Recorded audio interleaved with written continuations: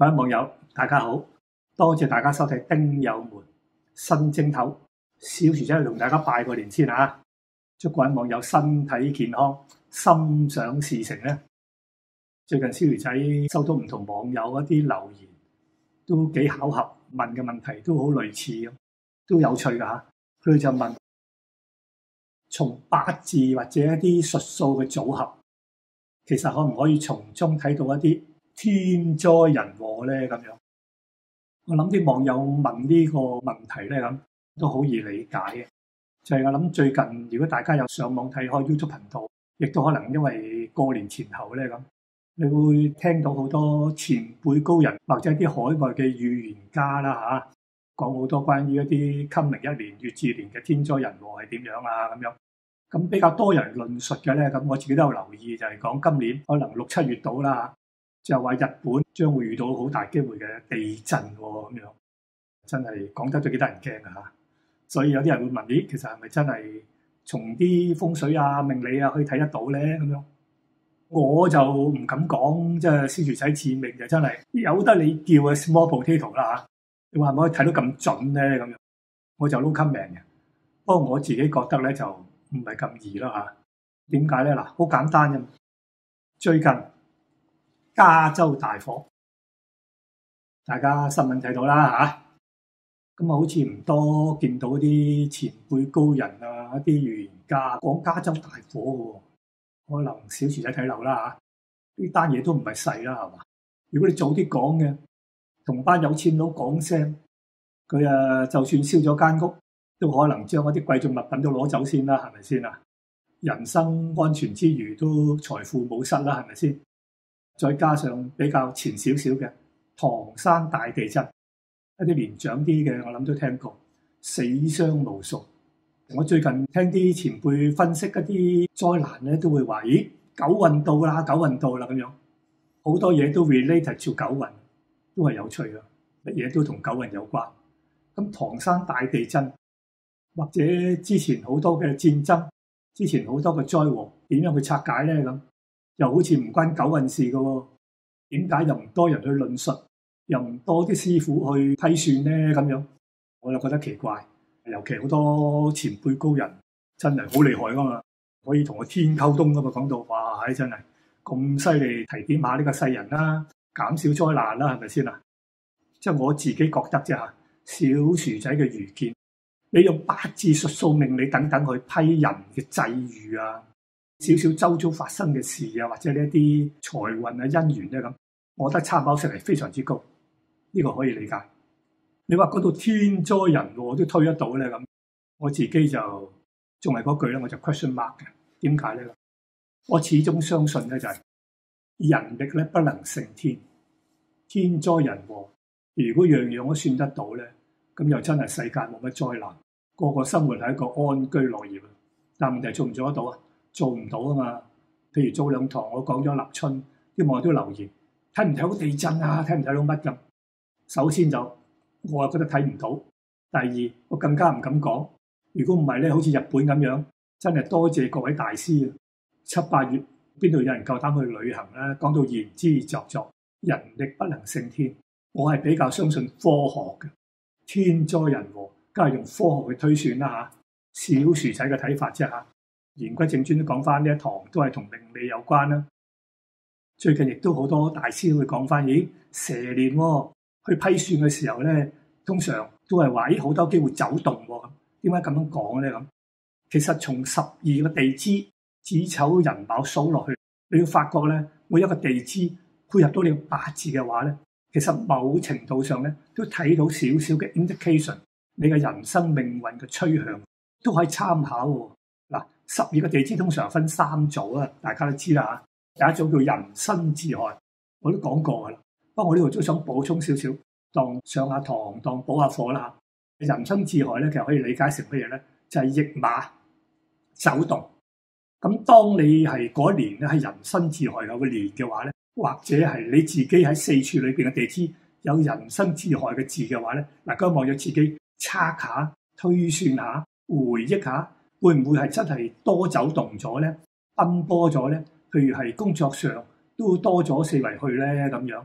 譬如今年巳年，咁所以有啲大師就問：咦，蛇年各位都係多走動㗎啦咁。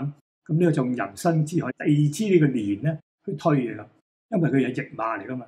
咁驛馬有口訣㗎嚇，咁過往都有講嘅，有興趣都可以參考下。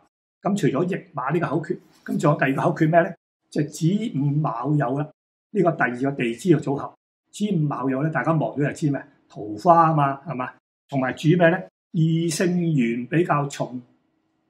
咁好多時你一行到譬如明年丙午年，如果你係屬午火嘅，就係桃花年好重咯。或者你個八字裏邊仲可能有子有卯等等嘅話咧，就會話你咧，咦，今明嘅一年咧，丙午年咧就異性緣好重喎，好多桃花喎。究竟係爛桃花定好桃花咧？咁啊，當然睇你嘅四柱組合啦。呢個桃花呢粒星係咪為你所喜定為你所忌啦？係嘛？咁所以子午卯酉咧，你見到咧就係多數都批你有桃花噶啦。咁網友你又自己拿你個八字望下，係咪異性緣都重咧咁？但係今時今日咧，有時又唔好太過擔心。有時有啲工作上咧需要接觸異性或者接觸人群嘅話咧，呢個子午卯酉嘅組合咧，有時都會應㗎喎。第三呢個咧就係辰戌丑未。嗱，呢個組合咧就比較上，即係我自己覺得咧就係難論嘅，同埋變化比較多嘅，因為佢係無父啊嘛。咁我有一集都論過㗎嚇，咁亦都有興趣可以望下。其實無父咧，咁坊間咧一般咧都會拆開嚟解咁，入咗無就衰啲，入咗父就好啲咁。但係簡稱都係當你入無父㗎啦咁樣。嗱，點解入無父會難論咧咁樣？因為用十神去推嘅話咧，譬如舉例，辰就為水父啦，戌就為火父啦，丑為金父，未為木父啦。咁你用你個日主再對翻十神，咁而你個地支有辰戌丑未嘅話咧，咁即係話你某一個十神咧就入咗無父㗎咯。一般論咧，無父咧入咗去嘅話咧，咁都係主被困啊，唔係咁順境啊，或者係有時啲嘢咧就係受掣肘啊等等嘅話，亦都有啲主張就係話衝開咗就可能會好啲喎咁樣。咩叫衝開咧？咁譬如雙刑相衝咁咪衝咯，辰戌咪衝咯，係嘛？巳亥咪衝咯，等等咁嘅，咁就會好啲咁。咁但係我自己覺得都要睇你個四柱嘅組合，即係呢個無父裏邊嘅嘢衝開咗，對你為吉為凶咧咁，即係未必一定係衰嘅話。所以無父咧係比較複雜啲嘅。咁但係如果你係辰戌丑未嘅人出世，即係呢四個地支人出世咧，你睇一睇你自己嘅十神係咪好多時咧個際遇咧，去到地支某一年咧，或者你個十神中咗嘅話咧，咁嗰啲變化就會大啲咧咁。嗱，舉個簡單嘅例子啊，譬如有啲日主係庚戌日女命咁樣，好多時咧啲批命師傅見到個庚戌日咧咁，第一時間就通常就會話：咦，如果你係女命嘅話咧，你庚金咧，你個官煞就為火，係嘛？咁你坐戌，你個火見到戌就為官煞入墓啦嘛，係嘛？女命就夫星入墓咯喎，咁好多時咧就會話：咦，你個夫星入墓咧，你就婚姻難求啊，或者夫妻感情，或者工作上啊，或者掣肘不如意等等喎，呢就係入墓啦。嗱，會咁樣論法嘅話，當然咧你個戌咧，如果你喺夫星夫宮裏邊咧，就梗係應啲啦。嗱，呢個就係將簡單12個地支分3組嚟推啫，就可以簡單論到你少少一啲命運嘅趨向同埋走勢嘅。咁各位網友有興趣自己都試下啦嚇。咁講完咗呢個12個地支3個組合咧，咁亦都繼續 follow 翻一啲網友少少嘅 request。點解咧？就係上一輯咧就講咗一啲女命官煞有定冇嘅少少嘅婚姻嘅際遇啦。咁有啲男網友就問，都講下我哋啦咁樣。其實男命財咧咁啊，等於夫妻呢個大家識㗎啦嚇。咁所以我呢度咧就試下細緻少少一個前輩嘅例子，都幾得意嘅，就係睇一睇下。如果睇男命佢組合點為之有財運行嘅咧？點解啲網友就話：咦，明明睇到我自己嘅組合大運唔錯嘅喎，我明明係行緊財嘅喎，點解間中嘅流年咧都好似有得命單嘅，唔係好暢順嘅咩咁？咁呢度我試一試下用個例子嚟拆解啦咁。嗱，其實一拜 common sense，各位網友，你記住，就算你係行好運嗰個大運主10年啊嘛，冇可能10年都好嘅喎，因為你有流年嘅天干地支啊嘛。相反，如果你行衰運嘅話咧，亦都有時唔需要太驚，因為流年咧亦都可以幫到你少少咧，補到不足噶嘛，係嘛？咁呢一堂試一試啊，舉個例子睇一睇下，大運好，流年唔配又點咧？咁樣嗱，呢個例子就係男命戊子年庚申月戊辰日丙辰時咁樣，戊坐申月成條庚申點樣拆咧？咁樣呢個組合咧就亦都唔係太難拆，但係咧就要小心睇一睇佢個四處嘅關係咧，好容易捉錯咗用神嚇。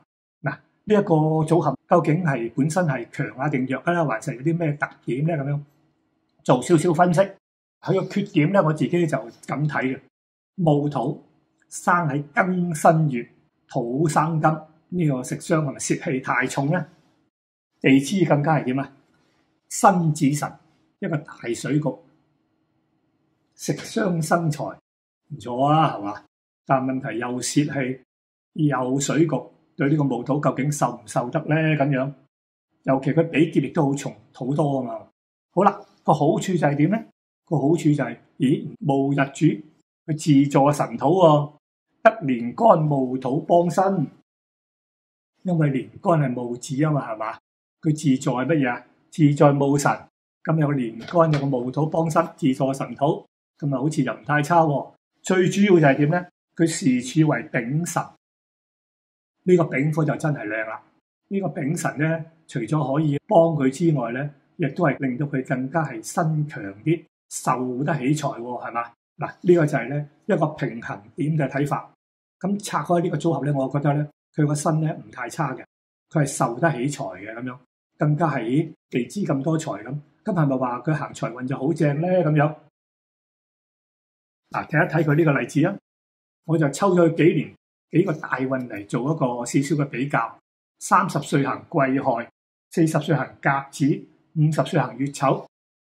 咦，哇，癸亥呢條柱財財喎，係咪好正咧？咁樣咁就試下將癸亥呢條柱呢個大運，我哋拆咗佢嘅流年嘅歲運去睇一睇，咦，究竟佢係咪10年都咁好咧？咁樣嗱，一拆咗之後咧，你就咁睇啦。30歲一對咗之後咧，佢嘅流年就係點咧？丁字開始，命格逆行，丁字戊午己未庚辛咁數落去啊！呢10年嘅運遇到大運癸亥，咁好多時我哋一睇咧就都會比較疏漏，就係點咧？我哋成日都話：咦，大運咁正癸亥，呢10年你唔使憂噶啦咁樣。咁其實咧就有機會係中，但係中唔晒嘅。點解咧？咁樣嗱，同大家分析下啦。先睇去30至32嗰頭嗰3年啦。呢位朋友咧，佢係做生意，咁佢丁字戊午己未，火土好重嘅流年。好啦，火土咁重嘅流年咧，其實都好大嘅缺點喎，就係點咧？呢幾年咧，唔好諗住見到癸亥就好似好好，佢相反係財運不佳。呢幾年係點啊？破財兼欠債，所以唔係話見到大運癸亥就一定正，一定要睇埋流年。原來佢組合土太重，佢本身已經3、4個土噶啦嘛，再行土重之年，自然就係點啊？財就受劫啦嘛，比劫太重啦變咗。所以有時你自己睇下網友，你自己推自己嘅運程嘅時候咧，一望，咦，哇，好似好好喎咁樣。但係流年唔配嘅話咧，咁你自己都要小心嘅喎，尤其做生意喎嚇，即係唔好見到大運靚，顧住一擲喎。好啦，咁呢幾年唔好啫咁，跟住又試下抽2年啊，望下。抽佢37、38歲，甲子月丑啦咁樣。嗱，呢2年咧就 very good 啦。佢個財運就較順，生意唔錯喎，仲賺咗好多錢添。咁點解咁樣睇法咧？原來咧就係天干甲月係戊土嘅乜嘢咧？係戊土嘅官煞木克土啊嘛。頭先睇過啦，佢年干有個戊土，地支又有土嘅時候咧，劫財噶嘛。但係當你天干咧，如果見到甲月嘅話咧，咁好處就係點咧？官煞就點啊？官煞就克比劫，木克土啊嘛，制咗你個比劫啦嘛。你想劫我嘅財啊？劫唔劫到啊？比劫就唔能夠劫財啦嘛。所以咧，甲月就係 very good 啦。咁啊，自然就係點啊？財源就較順啦咁。舉個幾年嘅例子啦嚇，咁我就唔想話逐年拆，即係舉幾個簡單嘅對比，等大家拆解流年嘅命理嘅時候咧，咁都知道哦，原來咧就10神嘅相生相克咧。係要注意點樣幫助嘅喎。嗱，當然啦，如果你再細推，咁可能就係，可能跟住個大運甲子月丑都唔會太差嘅喎，可以咁樣講嘅。咁但係會唔會又一定甲子會好正，10年都咁咧？咁你又要將佢個流年拆出嚟嘅喎，可能都有3幾年都係麻麻地嘅喎嚇。咁所以我哋成日講，咦，行運啦咁樣，都要注意就係唔係絕對一次過10年行運就行晒嘅咁。咁但係如果你整體個運係靚嘅話咧 ，overall 咧稱高啲嘅，都係着數啲嘅話。咁呢一堂咧就試下一個男命嘅4處例子，講下你行財運嘅時候要注意，同埋點解有啲財運年都會有啲變化咧咁樣。希望各位網友 get 到啦嚇。咁亦都係小魚仔自己少少嘅分析。如果係講錯嘅，多多包涵。喺呢堂完之前咧，咁亦都送翻少少嘅幾句贈語俾各位網友啦。即係呢我自己嘅人生體驗嘅啫。我覺得咧就係人生就百味，無論你見到一啲開心定唔開心嘅嘢，或者有啲咩經歷咧咁，其實你都要 once in your life 啫嘛，人生活一次係嘛，得嘅話咧就用心去品嚐啦，係嘛，萬事皆緣，世事真係好奇妙。點解身邊嘅人同你 friend 啲，有啲就唔 friend？點解嗰個做咗你太太，嗰個做咗你仇人？真係有趣，隨遇而安啦嚇，唔好太執着啦。活得灑脱啲啦，活得開心啲啦。呢堂多謝大家收睇，拜拜。